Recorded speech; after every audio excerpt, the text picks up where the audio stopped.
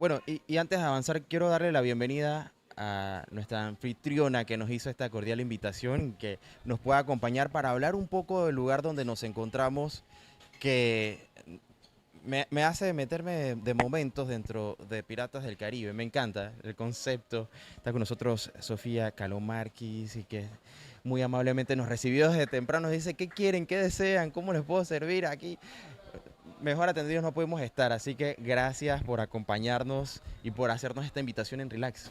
Muchísimas gracias a ustedes por aceptar la invitación. Hoy es un día especial, efectivamente. Guillermo Ruiz, nuestro colega y compañero, tiene rato hablándome de esta idea y la verdad es que al principio no veía cómo podíamos trasladar Ajá. la experiencia de Radiancon hasta acá, pero bueno, aquí estamos. Gracias por hacer el esfuerzo. Y sí, tengo el privilegio de poder atenderlos desde mi propio restaurante, Bucaneros, que está acá desde 2001. Eh, y efectivamente veo acá a la dama, una de las damas que es súper importante para nuestra historia de hoy, la señora Dolores de Mena, quien nos acompaña también. Hola. ¿Cómo está? Buenas tardes. Claro que sí, por supuesto. Aquí todo Esto, es válido. Estamos en esto vivo. es en vivo. Adelante, adelante. Sí, está bien. Gracias. No, por favor. Casualmente empezábamos a platicar. La señora Dolores de Mena también es parte importante de esta historia porque, en efecto, nosotros estamos aquí sentados en lo que solía ser la batería de una de las baterías del ejército de los Estados Unidos desde 1913 aproximadamente. Creo que la señora Dolores nos va a corregir en algunos datos, fechas, etcétera, etcétera. Me permito presentarla, entre otras cosas, como historiadora de todo el tema de defensas costeras para el Comando Sur de los Estados Unidos en la época, bueno, durante casi que 30 años, mucho más, ella me va a corregir. Pero acá voy a pasar rápidamente la palabra Claro que sí. para que tengamos el contexto de toda esta historia. Bahía de Panamá hacia la entrada del canal que afectaba el, el Ujú. tránsito de los buques. Este, se hizo hoy día lo llamamos causeway o calzada, Ajá. pero o sea, no era una rompeola, sino realmente una calzada. Y se fueron extendiendo a las demás islas para unirlas. Originalmente para poder traer abastos, pero una vez se completó las construcciones, que a eso voy de las baterías, este, era también para las municiones que se requería para las baterías, no solamente los abastos pues de comestibles y eso para apoyar en apoyo pues de las tropas que estaban aquí, que eran unas tropas especializadas en lo que se llama artillería costera, porque el manejo pues de lo que había aquí, que muchas personas desconocen, aquí estoy llegando a donde quería llegar la Ajá. señora Sophie, pero yo creo que valía la pena tener o sea, la historia Sí, de claro. cómo, para poderlo poner en su contexto, ¿no? Entonces, en todas las islas se establecieron lo que se llaman baterías costeras, con baterías y cañones de distintas, voy a decir nomenclatura, pero en realidad es calibre, eh, dependiendo del diámetro de cada cañón, o sea, el diámetro interno de cada cañón, ¿no? Creo que es importante interceder un momentito en esto, Dolores, tía Dolores, para decir que algunos puede que no sepan, porque esto es terminología del siglo XX, qué son baterías. O sea, una batería militar, qué implicaba y por qué era tan importante para la protección de la parte sur del canal en particular. Bueno, las baterías en realidad eran fortificaciones para proteger los cañones. O sea, eh, lo que respecta a las islas aquí, todas las baterías que teníamos eran abiertas, o sea que no estaban con un domo encima, que es, por ejemplo, las dos baterías que todavía perduran Yo tengo que decir que era Kobe, que después pasó a ser Howard y ahora es Panamá Pacífico. Ujú. Pero su nombre originalmente era Kobe, era donde estaban ubicados. Entonces ese es el único que es lo que nosotros llamamos a casamatada, o sea que tiene un domo encima para proteger el cañón que teníamos. Interesante. Algunos cañones que tenían un mecanismo que los hacían levantarse, salir y después retroceder y bajar. O sea que, por ejemplo, por eso quedaban fuera o sea, no quedaban a la vista. Claro. Para contextualizar un poquito más a profundidad y traerlo aquí, a hoy, es importante también decir que hace un par de días atrás, casualmente, el miércoles, si no me equivoco, hubo un conversatorio al respecto en Ciudad del Saber llamado Defensas Costeras, donde la señora Dolores también tuvo la oportunidad de hablar al respecto. El ingeniero Álvaro Bisuetti, que también espero nos pueda acompañar hoy.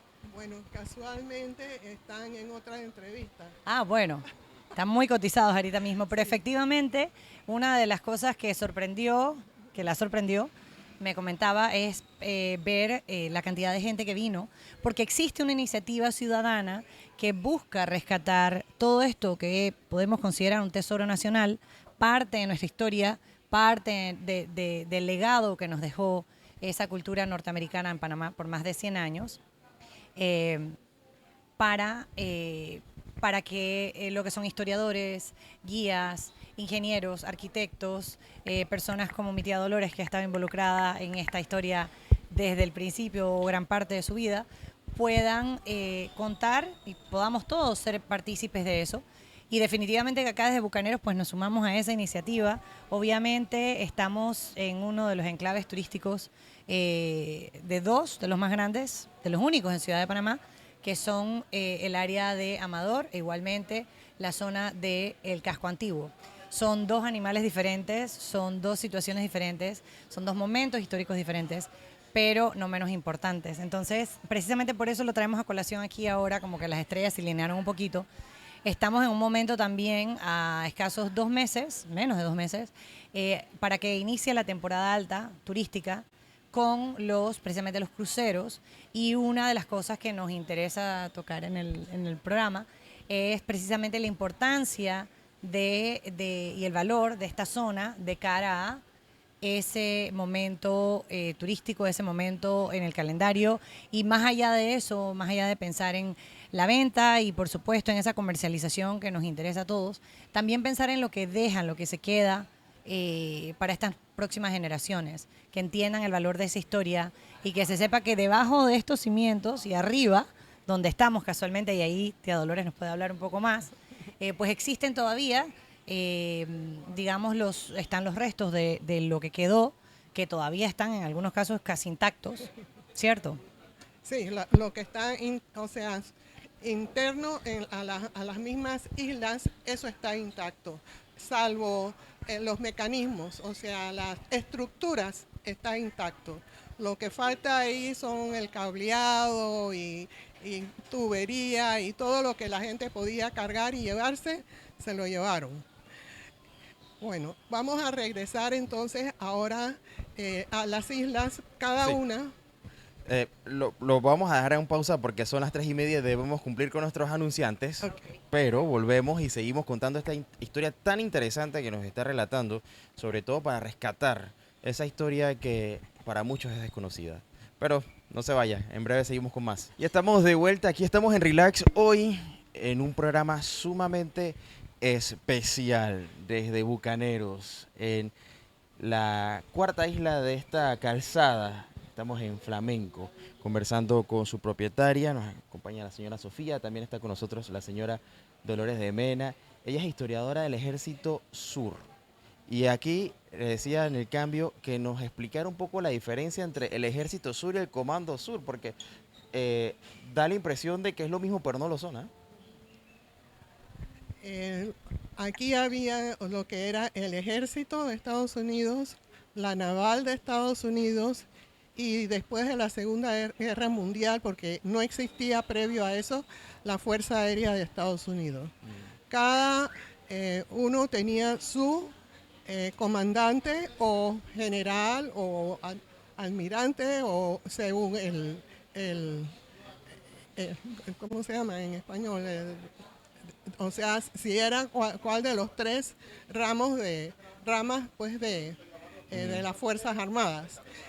El comandante en jefe de las tres era el Comando Sur, pero eso no existió sino ya hasta los años 40. O sea, previamente cada uno pues tenía su comandante o el oficial de mayor rango dentro del tipo de Fuerza Armada que era. Y hay que entender la importancia de por qué nos referimos precisamente al ejército de Estados Unidos en un lugar donde nos encontramos actualmente, porque está estrechamente vinculada a su historia, ¿no? Esto nace con fines netamente militares, porque digo, lo que se escucha de la calzada de Amador es que se toma la tierra que se extrae de la construcción del canal y que la ponen en estas 4 islas para unirlas, pero hasta ahí llega la historia. Y luego pasa un montón de cosas que son las que hay que buscar, digamos, desenterrar y explicar por qué esta historia no la podemos simplemente omitir. Bueno, hay que reconocer que cuando se inició la construcción del canal, Estados Unidos también había salido, bueno, no cuando se inició, pero cuando tuvimos pues la primera y la primera guerra mundial, este, Estados Unidos también había atravesado lo que se llamaba ¿cómo se llama en español? La depresión, la Gran La Gran Depresión. Depresión, claro. A pesar de eso se hizo el canal. Mm, A pesar de eso, Estados Unidos invirtió para hacer las fortificaciones. Ahora, vamos a ver la inversión que se hizo. Estamos hablando nada más de esta parte de acá, de Fuerte Grant y de Fuerte Amador. ¿Dejamos que pasen los pájaros o...? No, podemos hacer, sí, podemos hacer. Pues Claro. Estamos así, al aire libre, así que esto es parte, ¿no? Sí, claro. ambiente, Así es. ambiente natural. Pues sí, ok. Entonces, para explicar, en aquella época, el tipo de acción militar casi siempre era que venía del mar. Y nosotros acabamos de pues, tener la inauguración, o íbamos a tener la inauguración del canal, y se avecinaba pues la Primera Guerra Mundial, y cómo iban a llegar un enemigo opresor, iba a venir del mar, o del lado Caribe, que nosotros siempre decíamos lado Atlántico, o del lado Pacífico. O sea, los enemigos en aquel entonces no existía la aviación como nosotros, o sea, la Fuerza Aérea, no. La Fuerza Aérea nació a finales de la Segunda Guerra Mundial. Entonces, lo que había aquí era poder eh, eh, contrarrestar cualquier ataque de mar, claro. por mar. Entonces, en aquella época lo que existían eran, cada vez hacían buques, barcos más poderosos, con más fuerza, cañones de mayor envergadura, se llamaban acorazados. Entonces, para poderlos contrarrestar, entonces se diseñó lo que llamaban baterías costeras para poder resguardar los cañones que estaban en tierra para combatir los buques o los acorazados que venían por el mar. Todo esto con la finalidad de cuidar el canal. Todo esto es orientado a cuidar el canal. ¿Y qué pasa? Las 4 islas de aquí, de Naos, Culebra, Perico, Flamenco, estaban estratégicamente ubicados para poder ubicar defensas para poder contrarrestar cualquier ataque enemigo que viniera por mar. Me llama la atención que esto se hace en el Pacífico. ¿Qué pasa en el Atlántico? Lo mismo. pero nosotros aquí estamos dedicados, en esto ahora mismo estamos dedicados a las baterías, a estas 3 baterías que están en Flamenco, más las 2 baterías que estaban arriba en la cima del Isla Flamenco. En conjunto, aquí en las cuatro islas, habían 21 cañones. 21 y no... 21 cañones, o sea, no, ¿dónde están? Bueno, la verdad que los cañones en sí se destruyeron cuando cuando se volvieron ya obsoletos, porque el tipo pues de defensa fueron evolucionando como todo en nuestra vida, que es una evolución. Cuando se terminó pues la Segunda Guerra Mundial, esto ya era obsoleto y vinieron pues las baterías antiaéreas. Claro. ¿Ves? Pero no nos vamos a adelantar, vamos a venir para poder llegar aquí a Flamenco. Claro que sí. ¿Puedo hacer? Sí, Claro.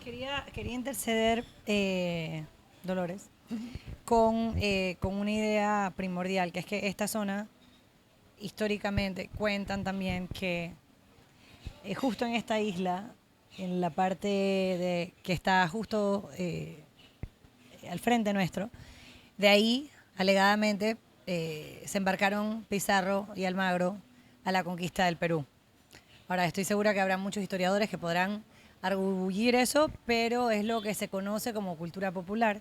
E igualmente, bueno, luego en otro momento histórico como el de la inauguración del Canal de Panamá, la Gran Depresión en los Estados Unidos, la Primera Guerra Mundial, todo eso se mezcla. Es un conjunto de situaciones que, de la cual formamos parte, y ahora cuando habla también de la crisis, digamos, en su momento, que sería la defensa, no la crisis, bueno, una crisis, una guerra, en ese momento de la defensa del canal, si bien el beneficio era para proteger toda esta zona militar del gobierno americano, o de los Estados Unidos, igualmente era en beneficio de aquellos que vivíamos acá. Indiscutiblemente los panameños estábamos allí, y los que también habían nacido en esta área, que no necesariamente eran militares, pero nacieron acá y tenían doble ciudadanía. Son una cultura propia que hoy por hoy quizá no todos conozcan, pero los Sonians, aquellos que nacieron en la antigua zona del canal, y entiendo que usted viene siendo uno de ellos, ¿no? Me confieso, yo soy orgullosa de ser soneíta. Nací en el Gorgas, me crié en la zona, me eduqué en la zona, mi mamá panameña, mi papá americano. Tengo también otra prima que también es Sonian como yo, con mamá panameña, papá americano, y no había ningún problema.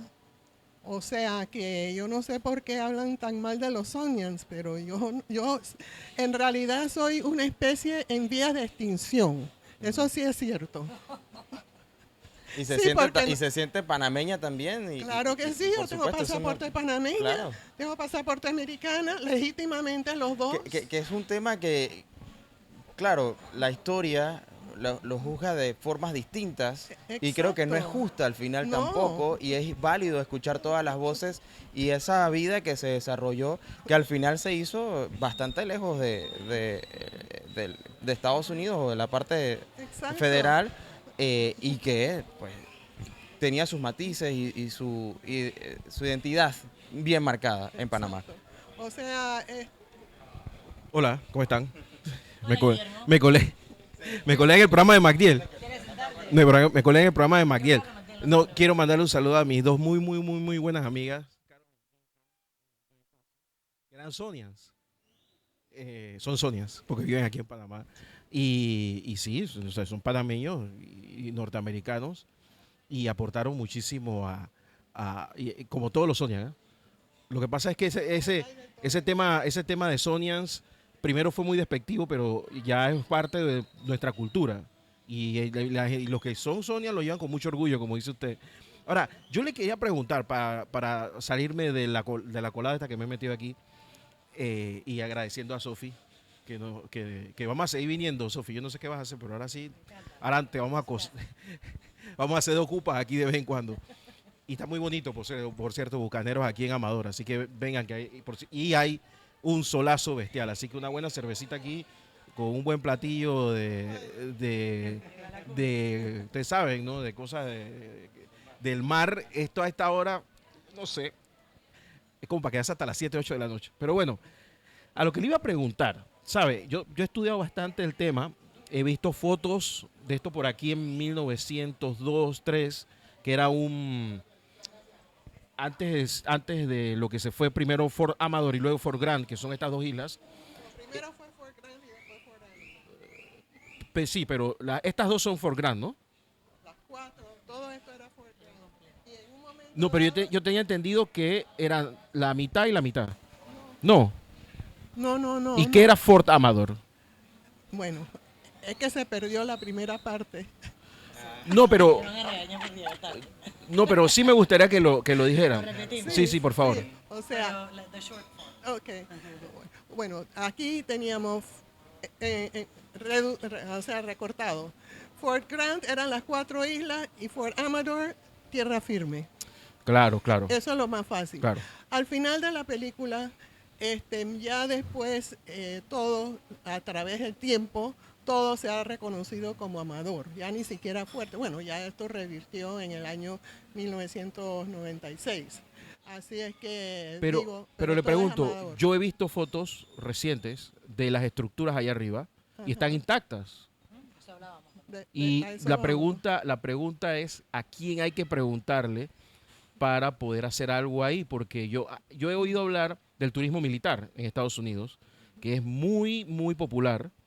Y si Bueno. nosotros desarrolláramos ese turismo militar acá, tendríamos un montón de gente que nos puede acompañar. Se estrechan la mano, los que no lo pueden ver.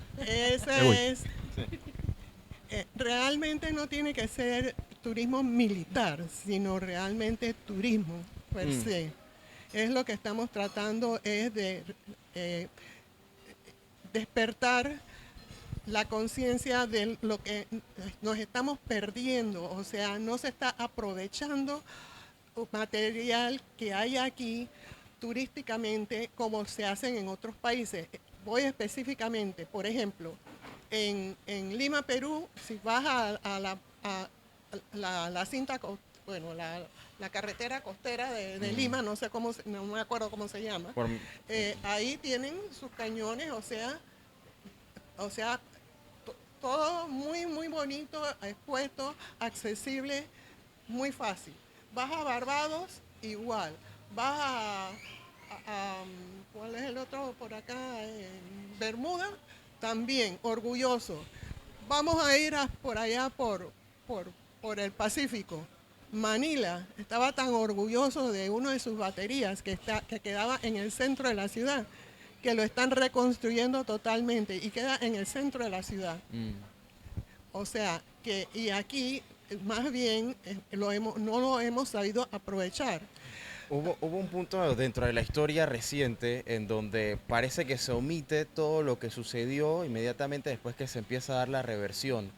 Las tierras se empiezan a dar en concesión, las administra el Estado propiamente, pero como usted lo dice, hay muchos lugares que miles de panameños desconocen cómo fue que llegó. Y a mí lo que me llama un poco la atención, bueno, en realidad me llama mucho la atención, es que la República de Panamá nace acompañada de los Estados Unidos, o sea que su desarrollo va muy de la mano con los Estados Unidos, propiamente el área interoceánica, y hablamos muchísimo de cuál ha sido la injerencia de los Estados Unidos en Panamá, pero hablamos poco de cuál ha sido esa herencia, y propiamente pues las bases y toda la parte militar es importante. Sí. Bueno, reitero que por eso estamos tratando de hacer conciencia para ver si el Ministerio de Cultura pueda decir o nombrar las baterías costeras como patrimonio histórico. A eso le daría cierta garantía de que no los sigan destruyendo, por una parte. Por otra parte, también a la Autoridad Nacional de Turismo, o como se llame hoy día, también para que haya mayor injerencia y promoción. Pero para hacer eso también lo que debemos hacer es adecuar un poco lo que nos queda. porque los cañones no están, pero la infraestructura sí está.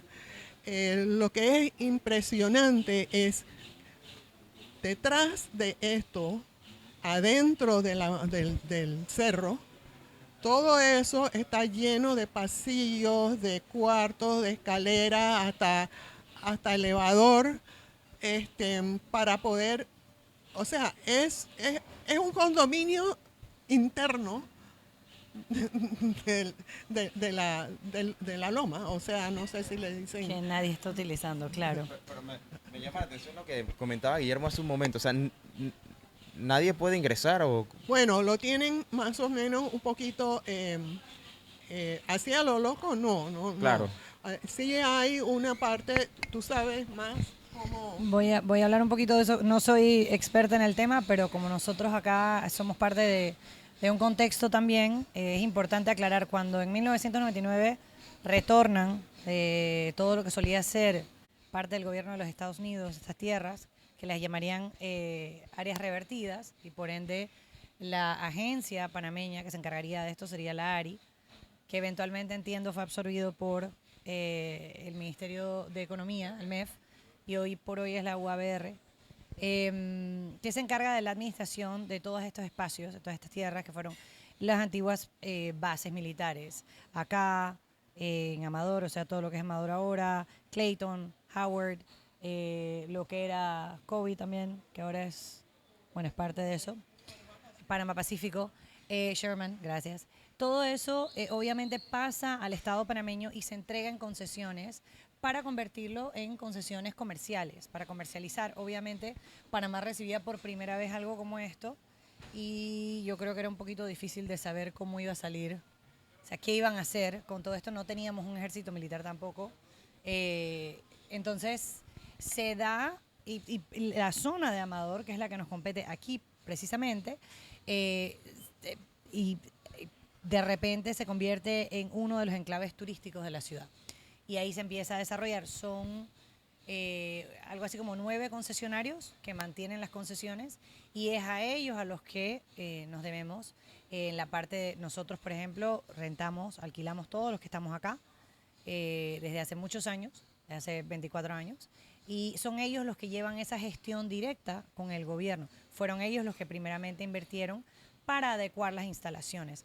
Entonces, sí sería bueno en un segundo segmento o programa que los invitáramos también para que hablaran un poquito de cuáles han sido las oportunidades y los retos también que todavía quedan a casi un cuarto de siglo después de la creación de esta zona. Pero lo que sí es cierto es que allí hay zonas, áreas grises, que como bien dijeron, es un legado que recibimos de esa cultura americana, de esa impronta que dejaron. Y no todo en negativo, hay cosas muy positivas. Dolores habló de un turismo militar, y ese turismo, más allá de, como cualquier turismo, atrae a aquellos que fueron Sonians o expats que se fueron de Panamá y ahora vuelven, o cuyos descendientes vienen y muchas veces nos visitan aquí mismo en el restaurante y nos dicen, ay, mira, en este lugar estuvo mi abuelo durante la Segunda Guerra Mundial, o acá nació mi madre. Entonces hay un interés, hay una afinidad muy natural, pienso yo, del pueblo americano con Panamá, e igualmente de los Sonians, aquellos que se fueron y aquellos que también se quedaron, y que ahora, como parte de una iniciativa ciudadana, buscan que se reconozca ese legado y que lo organicemos de alguna manera de cara a, nuevamente, esta nueva temporada turística que se avecina en octubre. También agregar algo porque vemos la historia hacia atrás.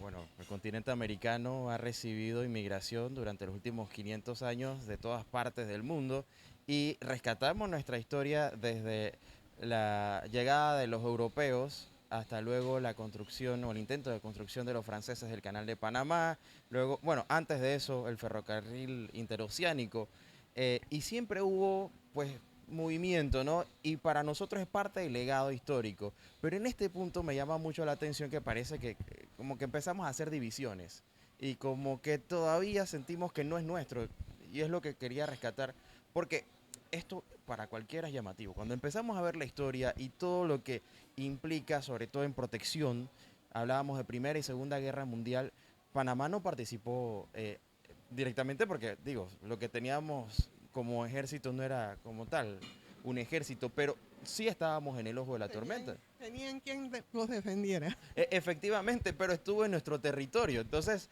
¿cómo podemos tomar esto como un valor histórico, pero al mismo tiempo explotarlo desde el sector turístico? Creo que es lo que entiendo que se está presentando y tiene mucho Exacto, sentido. Exactamente. Yo tengo una teoría Ujú, de por qué esto quedó un poquito rezagado. Tengo que remontarme a cuando se firmaron los tratados. ujú, El tratado conocido en Panamá como el Torrijos-Carter, pero eso fue en el 77. Entonces, ¿qué pasó? Lo que es Amador y Grant, Fort Grant, esto se convirtió en lo que se llamó Área de Coordinación Militar. Entonces, aquí Panamá en ese momento tuvo aquí la comandancia de la Quinta Compañía Victoriano Lorenzo, el batallón.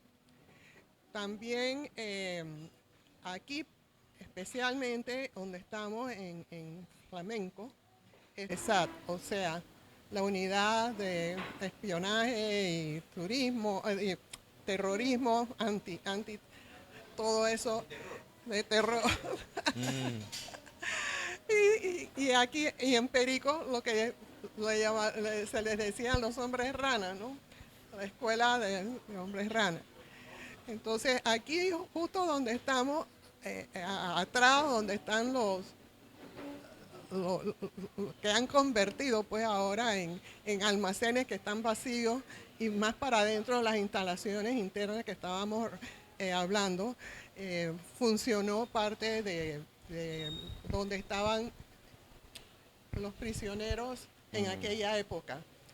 Entonces, como que la gente como que les cogió un poco de, no quiero decir apatía, pero un poco como recelo. como de recelo de venir, un poquito de miedo, la accesibilidad. Cuando esto, porque vuelvo y repito, todo lo que es esto de Amador y eso revirtió 4 años antes, revirtió a Panamá en el 96, no en el 2000. Entonces, han pasado muchos años y ha tenido sus tumbos. Se ha tratado de hacer ciertas cosas, pero se nos ha quedado en el monte del olvido a poder aprovechar lo que tenemos todavía.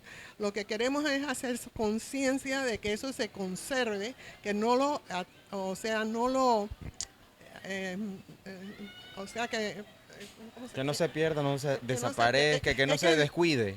disculpen, pero es que Así. yo pienso primero en inglés y después en español. Yo tengo que estar traduciendo. Entonces se me pasan las cosas a veces, ¿no? Mi Spanglish. Entonces, bueno, vamos a regresar aquí.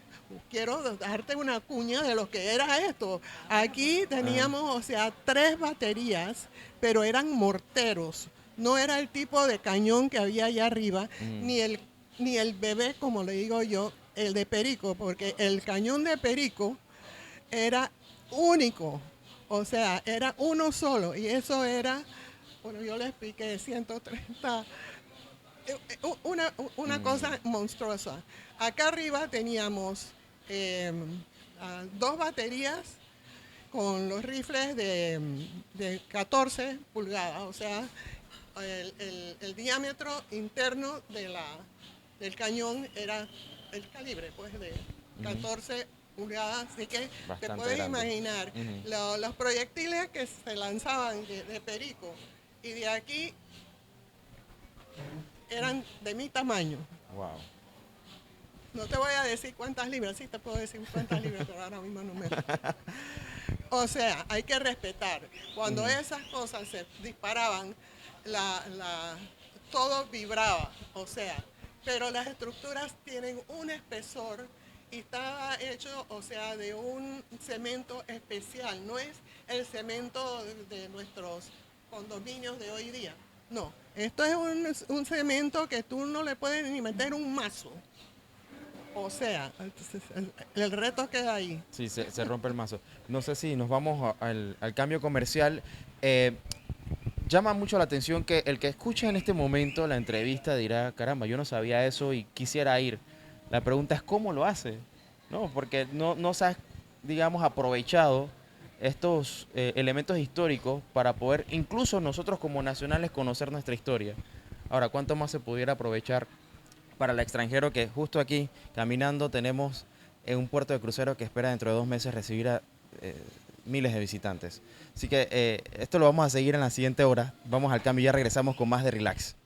Causeway precisamente viene a jugar un papel importante porque nos protege esa obra de infraestructura que también está vinculada al mar, que es el canal de Panamá. Y cuando hablamos de Panamá tenemos que hablar de eso, de historia y cómo esto se correlaciona. Y un lugar como este creo que es el propicio. Estoy junto a la propietaria de Bucaneros, el restaurante donde nos encontramos, la señora Sofía Calormakis, y está también la historiadora del Ejército Sur de los Estados Unidos, Dolores de Mena, hablando un poco de lo que es la historia, pero queremos ahora adentrarnos a lo que es el presente, ¿no? Mucha gente viene a Causeway a pasar el fin de semana, muchos venimos, regularmente me gusta, me confieso, venir a correr acá por lo menos 1 o 2 veces a la semana, porque es un lugar donde puedes ver toda esa skyline, ¿no?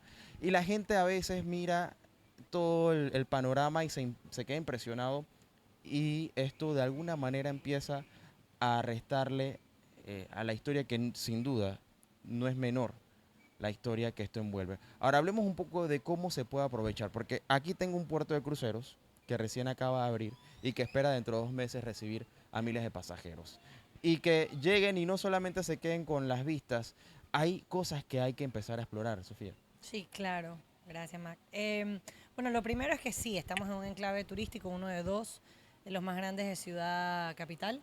Y como saben, pues esto tiene su historia, es un legado también que recibimos de esa impronta que dejaron los estadounidenses en sus más de 100 años acá en Panamá.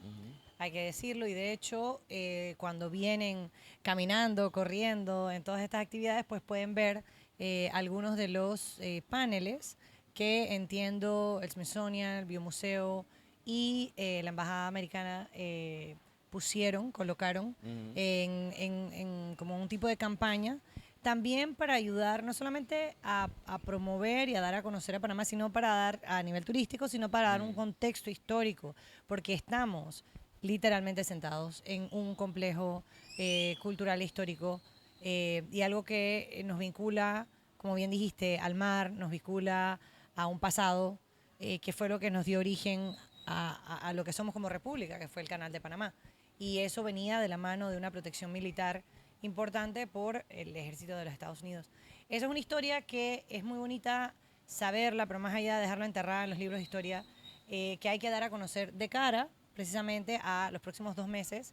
En octubre inicia la temporada alta de turismo y particularmente la temporada de cruceros. Y como bien dijiste, tenemos acá el recién inaugurado puerto en la zona Pacífico y pues estamos muy emocionados de este lado de las cosas, obviamente, para mostrar todo lo que es gastronomía, todo lo que es una experiencia en esta zona de la ciudad. Pero más allá de eso también existen preocupaciones. Tenemos un centro de convenciones de primer mundo, de lujo totalmente, Entre de los hecho. 5 mejores Top, también exacto. del mundo. Y estamos muy contentos por eso, los consideramos a ellos, igual que a todos los que estamos en las 4 islas aliados estratégicos, igual contamos con el apoyo de la Policía Nacional, de todos los estamentos de seguridad del Estado. Sin embargo, existen todavía, digamos, retos, porque esta zona, claro, como bien mencionaste también, la gente viene a caminar, a correr, a pasar una súper buena tarde un domingo. No hay muchos espacios abiertos o áreas, zonas con espacios abiertos en Ciudad Capital. Entonces, fuera de la cinta costera, el Causeway fue históricamente donde la gente se ejercitaba antes que existiera la cinta, al igual que el Parque Omar, pero podemos contarlos con los dedos de las manos. Entonces, el problema es cuando se suman los carros, las bicicletas, las patinetas, ahora las motos de 2 ruedas, de 3 ruedas. Hay unos carros que también parecen como de Batman, que están muy de moda, y los vemos por ahí y llegan hasta la cinta costera y de vuelta. Esto se vuelve un poquito caótico. Entonces, la preocupación de todas las partes, digamos, los que estamos acá y los que vienen y están en el sector de turismo, y creo que para una próxima ocasión podríamos invitarlos a ellos también. Sería interesante Totalmente. ver esa visión. ¿Qué va a pasar? ¿Cuál es el plan? Tenemos que esperar, tener un plan, digamos, en el evento de que pueda suceder cualquier cosa, porque sí, como país nos toca cuidar también esa reputación turística. Claro, y la experiencia del turista cambia mucho, ¿no? En función de cuán fácil o accesible sea llegar, eh, visitar los restaurantes, aquellos que vienen en sus autos, el tema del transporte. No es lo mismo venir un domingo cuando las vías están llenas con bastante tráfico y encontrar un estacionamiento aquí a veces se vuelve un problema, ¿no? Entonces, el que no se quiere estacionar en Perico viene a Flamenco y por supuesto que muchos negocios también ven un poco mermado porque el que viene a consumir a lo mejor no tienen dónde estacionarse. Entonces son temas que si bien no es del día a día, seguramente usted lo podrá decir mejor que yo, en algún punto esto puede cambiar y sobre todo cuando empieza la temporada alta de cruceros. Sí que son temas del día a día, Mm. porque, por ejemplo, cuando viene un grupo tour operado y necesitan tener el camino libre y está cerrado porque de repente nadie avisó que había una competencia, por decir algo, de ciclismo o algún evento particular en uno de los puntos, se tranca un lugar y se tranca la mitad de Ciudad de Panamá, y eso es una realidad. Y eso entorpece un poco los procesos, ¿no? Lo otro que también creo que es importante mencionar es el tema de seguridad a nivel de tener una clínica, ya fuera pública o privada, un punto donde los turistas puedan, estando en esta zona, visitando, donde puedan recibir los primeros auxilios. Entiendo que en el centro de convenciones tienen también unas instalaciones de lujo, de paramédicos, con todo, pero como pueden ver, tenemos acá 7 kilómetros de allá para acá, desde la entrada de Amador hasta acá y de vuelta. Entonces, entendiendo también eso, probablemente alguna farmacia que pudiera haber y posiblemente un plan de contingencia en el evento de cualquier cosa que la población pueda a nivel ciudadano manejar, ¿no? Estas son cosas que hay que poner sobre la mesa y creo que a nivel ciudadano lo estamos viendo, más allá de algo comercial, es algo como de seguridad, para poder mantener un turismo fluido y seguro y que no haya ningún tipo de daño reputacional más adelante del que preocuparse. De vuelta también a lo que decías, de aprovechar la zona y este legado que nos ha dejado, podemos decir que la cultura Sonian también. Hablábamos de aquellos que con nostalgia recuerdan cuando nacieron en un Panamá que era muy distinto al de ahora, un Panamá tremendamente bilingüe, se puede decir, de muchas formas, y que también fungía una función militar, no solamente para la protección del canal, sino también para la protección de los civiles, tanto americanos como los panameños que vivíamos acá.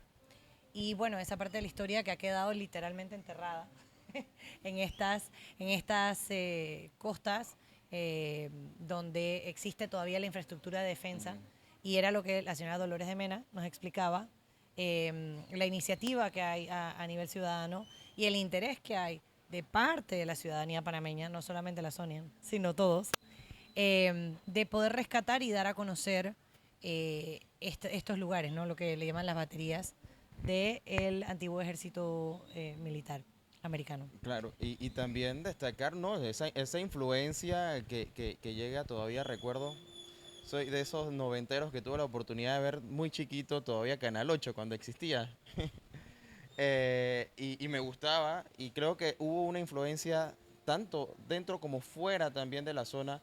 Aquellos que no éramos Sonians o que nacimos ya en los 90 cuando ya había muchas áreas revertidas, cuando estábamos a la espera de la reversión del canal de Panamá, pero que lejos de ver a la zona del canal como un enclave colonial, lo vimos como un área que forma parte de nuestra historia actual y eso hay que decirlo también y hay que rescatarlo. Eh, Retomando un poco también, ¿no? Cómo poder aprovechar la historia en el campo turístico, pero algo que también se nos queda por fuera es el hecho de que Panamá, ahora que está hablando bastante de aprovechar el sector turismo para impulsar su economía, tenemos que también hacer los cambios necesarios para que esto pase. Y esto incluye no solamente al sector privado o el sector exclusivo del turismo, sino a toda la población, ¿no? Desde la atención como a saber cómo manejarnos con el turista. Y lo digo porque recientemente en varias partes del mundo, por ejemplo en Islas Canarias, hubo protestas por parte de sus habitantes porque llegó un punto en el que no aguantaban la ola turística. Entonces, ¿cómo nosotros ahora que tenemos, digamos, ese pequeño colchón, no sé si será muy grande o ya estamos en ese borde, empecemos a hablar de esto para evitar que esto al final explote y tengamos una situación no deseada?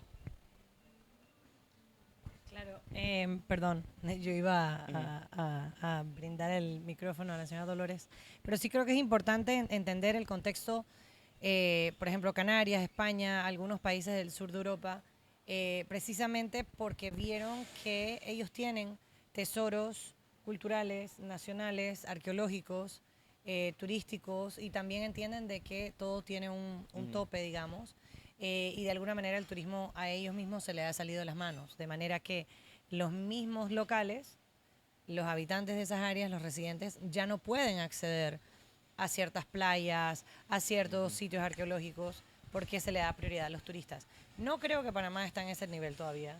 Y no que no tengamos el primer nivel de turismo, sino que no estamos en ese nivel, digamos, de organización de las cosas. Creo que todavía tenemos muchísimo, creo no, creo que la Sí, evidencia claro. está de que, exacto, de que tenemos todo lo necesario para competir y para brindar ese servicio y esa experiencia que buscan los turistas, que es muy distinta a la que tienen de este lado del Atlántico a la que pueden tener en Europa.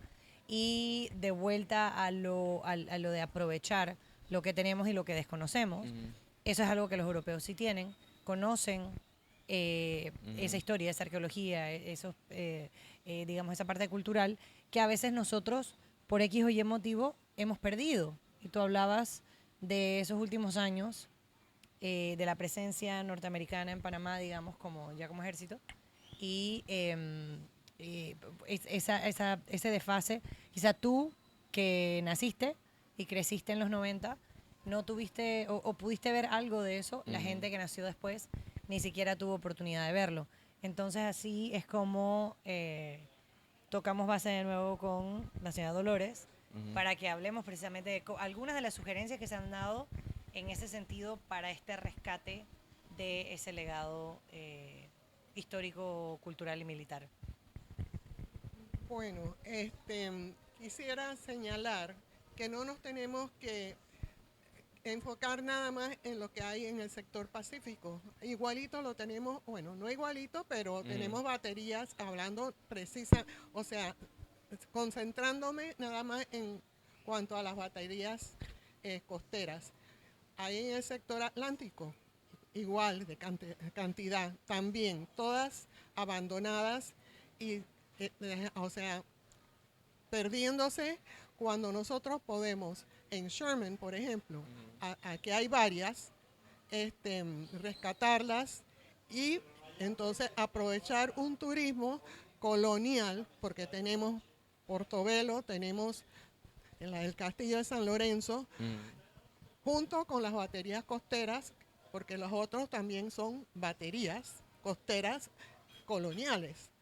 Entonces, con las baterías costeras de esta época, junto con las de acá, del sector Pacífico, o sea, estamos enseñando lo que fue el Camino Real, lo que ha sido el Canal de Panamá, lo que fue el ferrocarril y todavía lo que tenemos del ferrocarril. Ujú. O sea, que vuelvo y repito, no sabemos aprovechar lo que tenemos. Hay que rescatar lo que nos queda. Hay que protegerlo y presentarlo de una forma atractiva para el turista.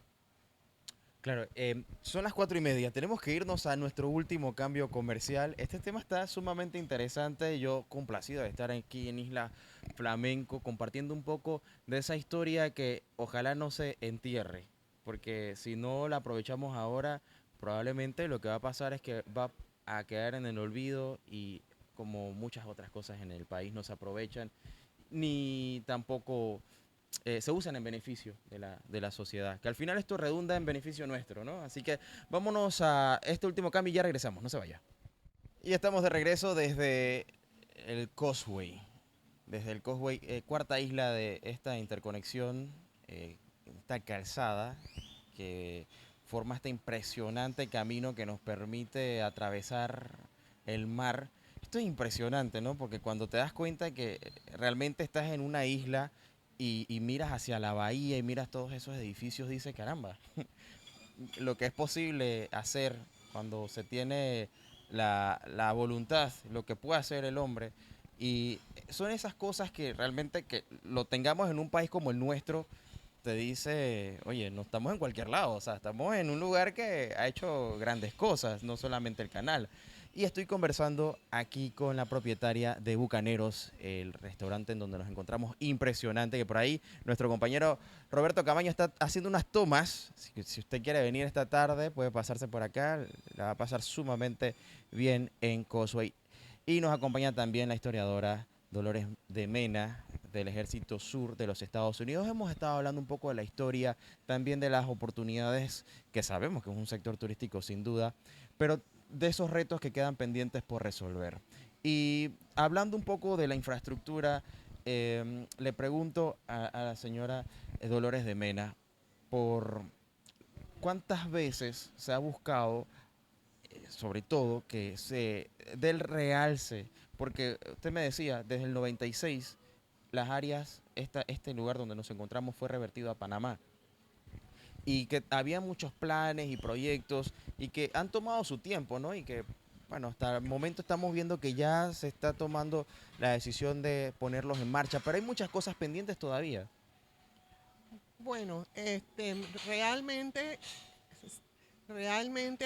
para un visitante llegar aquí a esta área es, es gratificante porque primero tienes todo el mar alrededor, que de por sí es un calmante. Y además, pues hay muchas cosas, o sea, aparte de restaurantes, tienen una marina muy buena, o sea, que ya reconocido internacionalmente también. Y, o sea, que sí hay atracciones, pero la parte histórica ha quedado rezagada. Y aquí la parte histórica vamos a referirnos específicamente al complejo de baterías costeras que existían aquí, que parcialmente todavía sobreviven, y lo que estamos tratando de hacer es conciencia pública para que se rescaten y que se puedan introducir como eh, algo turístico llamativo, y por eso apelamos pues a las autoridades que tomen interés en el asunto, que investiguen bien, que con mucho gusto se les puede proporcionar información, documentos, todos, y todo lo tenemos, o sea, tenemos los planos, tenemos las fotografías, no hay problema, pero sí falta es la voluntad de parte de las autoridades. Así es que no sé. Claro, y tengo que preguntarle también a la señora Sofía, porque este lugar en donde estamos, además de tener una vista impresionante, tiene justo al lado este complejo tan importante histórico que cuenta historias desde la Primera y hasta la Segunda Guerra Mundial y cómo aquí se buscaba proteger al Canal de Panamá, pero también, y lo decía hace un momento, ¿no? Todos los que vivían en Ciudad de Panamá se veían beneficiados, o sea que no se desvincula a Panamá de la labor que ejercían las bases. Efectivamente, y bueno, acá viéndolo desde un punto de vista histórico y también de beneficio mutuo, creo que eso fue parte de la relación bilateral que continuamos teniendo con los Estados Unidos, con su pueblo y con su gobierno, ambos países. Y bueno, la mirada que Panamá le dio un poco después de recibir todas estas zonas, convertirlas a través de concesiones, convertirlas en zonas turísticas en nuestro caso, pero no se tenía, como bien dijo la señora Dolores, no se tenía un plan muy claro, porque ¿qué haces con estas baterías del ejército militar? ¿Qué haces? O sea, si no vas a tener un ejército tú, si no vas a utilizarla para la defensa le vas a cambiar totalmente el sentido a esta zona. Entonces se empezaron a construir bares, discotecas, que aquellos que, bueno, vamos a tirar la cédula un poquito, aquellos que tengan más de 30 años van a recordar cómo fue esta primera parte a principios de los 2000, que era la zona viva de Panamá, por así decirlo, antes de que Casco surgiera, que San Francisco y otras zonas de la ciudad Costa del Este existieran como están ahora. La movida gastronómica acá, que dicho sea de paso, en el caso de este restaurante fue Albertito Tamburelli quien lo inauguró, él como restaurador, y luego otros 4 restaurantes más en la zona. Ya mi hermano, quien es mi socio, Dimitri, entraría mucho después. Claro. Bueno, desde hace 15 años él, y luego nos sumaríamos a él, mi esposo y yo, hace 4 años. Pero el encanto de esta zona se ha tratado de conservar aquí y también lo vemos en otros de las localizaciones o de otros de las, digamos, de los restaurantes y los bares de la zona, que tratan de rescatar esa historia. En nuestro caso, no tanto piratas, sino bucaneros, hay una diferencia, un hincapié. Eso también va de vuelta a la historia.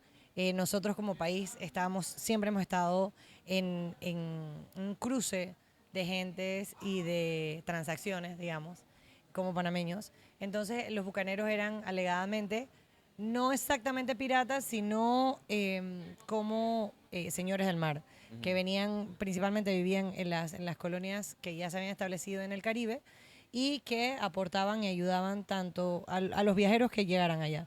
Entonces, como que tratamos de rescatar eso, fueran piratas o no, dicho sea de paso.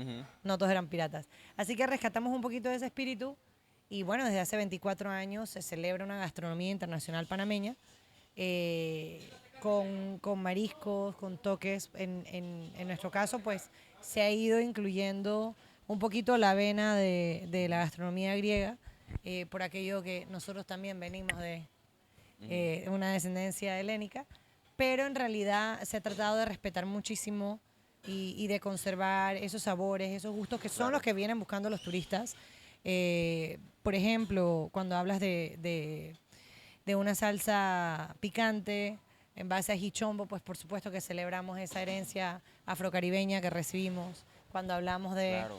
de un platillo como el que estaba disfrutando acá nuestro amigo Guillermo, las arañitas, que son, parece algo mundano, pero en realidad cuando nos visitan los turistas, eso es lo que vienen buscando, no solamente a nuestro restaurante, sino a toda la ciudad de Panamá. Y creo que ahora estamos en un momento clave Claro, por supuesto. de cara precisamente a esa temporada alta No, de cruceros. y entrando, Causeway, yo creo que mucha gente no sabe, hay un monumento que celebra a 7 etnias en Panamá, que si mal no estoy, se inaugura en 2003 con motivo del centenario, Correcto. que lastimosamente lo tienen en abandono. Ojalá ahora que están terminando el Museo del Deporte también lo incluyan. No sé si usted quería decir algo. Señora Dolores, sí. Me llevé la grata sorpresa el domingo pasado, Ajá. no, el domingo no, el sábado, de cuando pasaba por ahí estaban Ay, limpiando qué el bueno. área, porque qué dolor cuando Claro. yo vi el estado de abandono. Ujú. Y no solamente eso, sino que realmente todo el entorno hay que hacerle como se dice en inglés, un facelifting, Ajá. porque realmente, digo, el extranjero llega aquí y se lleva una mala impresión.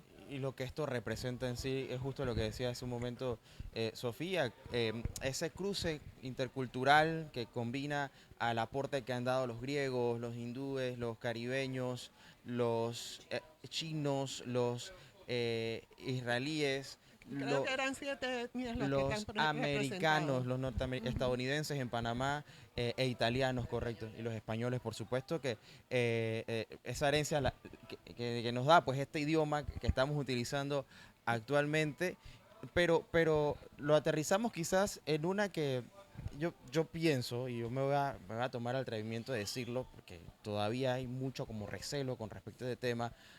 Hay quienes se oponen, ¿no?, a esa herencia norteamericana en un país como el nuestro, que, bueno, por razones de nuestra historia, siempre hubo como que esa Pero no todo fue así, y usted lo puede decir mejor que yo.